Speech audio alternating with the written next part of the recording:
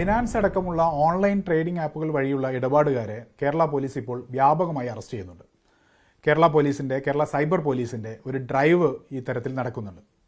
യഥാർത്ഥത്തിൽ ബിനാൻസ് ഉൾപ്പെടെയുള്ള ആപ്പുകളിലൂടെ ട്രേഡ് ചെയ്യുന്ന ചെറുപ്പക്കാരെ വ്യാപകമായി അറസ്റ്റ് ചെയ്യുമ്പോഴും യഥാർത്ഥ പ്രതികളെ അറസ്റ്റ് ചെയ്യാൻ കേരള പോലീസിന് സാധ്യമാകാത്ത ഒരു സാഹചര്യമുണ്ട്.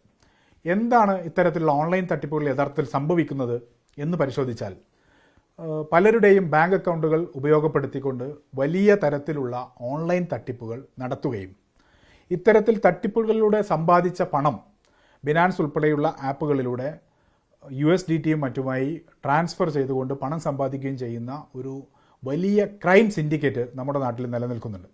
എന്നാൽ ഇത്തരത്തിലുള്ള ഓൺലൈൻ തട്ടിപ്പുകൾക്ക് ഇരയാകുന്ന ആളുകൾ നൽകുന്ന പരാതികളിൽ അതിൻ്റെ പണം ഒഴുകുന്ന ഒരു ചാനൽ ഫോളോ ചെയ്തുകൊണ്ട് പിന്നീട് ഇത്തരത്തിലുള്ള ഈ തട്ടിപ്പുകാർ നടത്തിയ ഇടപാടുകളിൽ ഇരയാക്കപ്പെടുന്ന USDT ഇടപാടുകൾ മാത്രം നടത്തിയിട്ടുള്ള ബിനാൻസ് ഉപയോഗിക്കുന്ന ചെറുപ്പക്കാരെ വ്യാപകമായി അറസ്റ്റ് ചെയ്യുകയല്ലാതെ യഥാർത്ഥ പ്രതികളെ കണ്ടെത്താനോ ഇതിൻ്റെ തുടക്കം കണ്ടെത്തുവാനോ കേരള പോലീസിന് സാധ്യമാകാതെ വരുന്ന സാഹചര്യമുണ്ട്.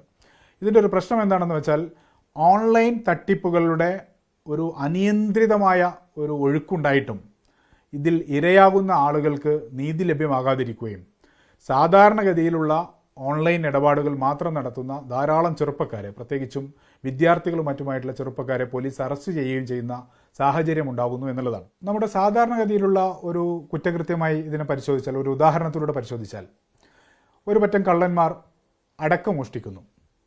അതൊരു സാധാരണ വ്യാപാരിക്ക് വിൽക്കുന്നു. അദ്ദേഹം അതൊന്നും അറിയാതെ ആ അടക്ക വാങ്ങി വെക്കുന്നു.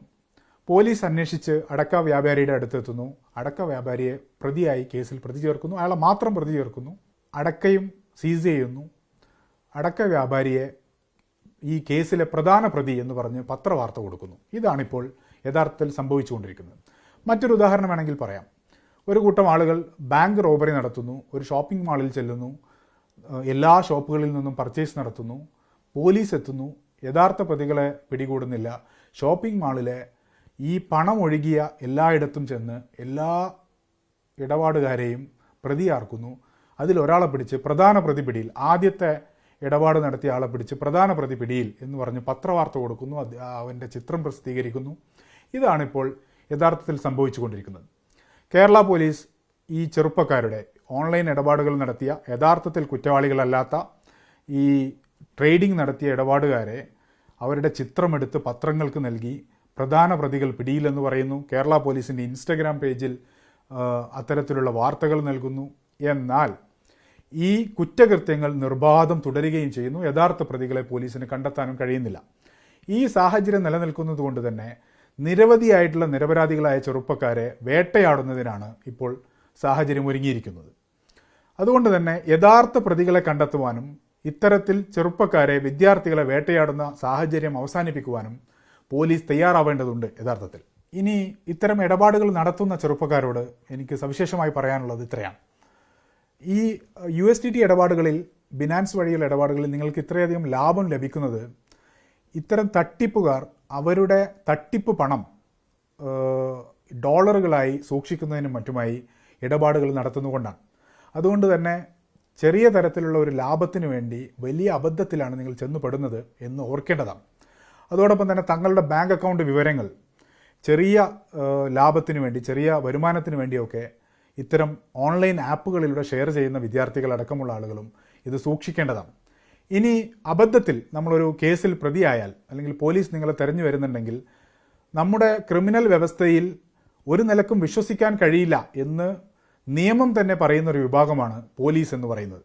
അതുകൊണ്ടാണ് പോലീസിനെ സംശയിക്കുന്ന തരത്തിൽ, പോലീസിന് നൽകുന്ന കുറ്റസമ്മതം വരെ വിശ്വസിക്കാൻ കഴിയില്ല നിയമപരമായി എന്ന് നിയമപുസ്തകങ്ങളിൽ പറയുന്നത്. അതുകൊണ്ട് തന്നെ നിങ്ങളൊരു കേസിൽ അകപ്പെട്ടാൽ, അല്ലെങ്കിൽ നിങ്ങൾ സംശയിക്കപ്പെടുന്നു എന്ന് തോന്നിയാൽ, നിങ്ങൾ പിന്നെ ഒരു നിലക്കും വിശ്വസിക്കാൻ പാടില്ലാത്ത ഒരു വിഭാഗം എന്ന് പറയുന്നത് പോലീസാണ്. അത് പോലീസിനൊരു കുഴപ്പമുള്ളതുകൊണ്ടല്ല, നിങ്ങളുടെ അവകാശങ്ങൾ സംരക്ഷിക്കപ്പെടുന്നതിന് നിയമപരമായ വഴികൾ തേടുകയാണ് വേണ്ടത്. ഒരു കേസിൽ പ്രതിയാക്കപ്പെടുന്ന സാഹചര്യമുണ്ടെങ്കിൽ കേസിലെ വിവരങ്ങൾക്ക് വേണ്ടി എന്ന് പറഞ്ഞ് പോലീസ് വിളിപ്പിച്ചാലും കേസിലെ സാക്ഷിയാണോ പ്രതിയാണോ നിങ്ങൾ എന്നുള്ളത് വ്യക്തമാക്കുന്ന ഒരു നോട്ടീസ് നിങ്ങൾക്ക് നൽകാൻ പോലീസിന് ബാധ്യതയുണ്ട്. ആ തരത്തിലുള്ള ഒരു നോട്ടീസ് ലഭിച്ചാൽ നിങ്ങൾ പ്രതിയാക്കപ്പെടുന്ന സാഹചര്യം ഉണ്ടെങ്കിൽ നിങ്ങൾക്ക് ബഹുമാനപ്പെട്ട കോടതികളെ സമീപിച്ചുകൊണ്ട് ഇത്തരത്തിൽ മുൻകൂർ ജാമ്യാപേക്ഷയ്ക്ക് ശ്രമിക്കാവുന്നതാണ്. ആ തരത്തിലുള്ള നിയമപരമായ വഴികൾ സ്വീകരിക്കാതെ പലതരത്തിൽ പണം നൽകിയും മറ്റും കേസുകൾ ഒഴിവാക്കാൻ ശ്രമിച്ച് വീണ്ടും പണം നഷ്ടപ്പെടുന്ന സാഹചര്യവും നമുക്കിടയിൽ കാണുന്നുണ്ട്. അതുകൊണ്ട് തന്നെ ഇത്തരത്തിലുള്ള അബദ്ധങ്ങൾ ആവർത്തിക്കാതിരിക്കുകയും ഓൺലൈൻ ഇടപാടുകളിൽ സൂക്ഷ്മത പുലർത്തുകയും ചെയ്യണമെന്നാണ് എൻ്റെ പ്രിയപ്പെട്ട സുഹൃത്തുക്കളോട് എനിക്ക് പറയാനുള്ളത്. അതോടൊപ്പം തന്നെ ഇത്തരം സൈബർ കുറ്റകൃത്യങ്ങൾ വ്യാപകമായിട്ടും യഥാർത്ഥ പ്രതികളെ കണ്ടെത്താതെ ഏതെങ്കിലും വിദ്യാർത്ഥികളെ പിടിച്ച് ഇതുമായി ഒരു ബന്ധവുമില്ലാത്ത വിദ്യാർത്ഥികളെ പിടിച്ച് അവരുടെ ചിത്രങ്ങൾ പ്രചരിപ്പിച്ച് അവരെ അപമാനിച്ച് യഥാർത്ഥ പ്രതികൾ പിടിക്കപ്പെട്ടു എന്ന വീരകൃത്യം പോലെ അവതരിപ്പിക്കുന്ന കേരള പോലീസ് യഥാർത്ഥ പ്രതികളെ, സൈബർ കുറ്റവാളികളെ കണ്ടെത്താനുള്ള ശ്രമം ഇനിയെങ്കിലും നടത്തണം എന്നാണ് ആവശ്യപ്പെടാനുള്ളത്.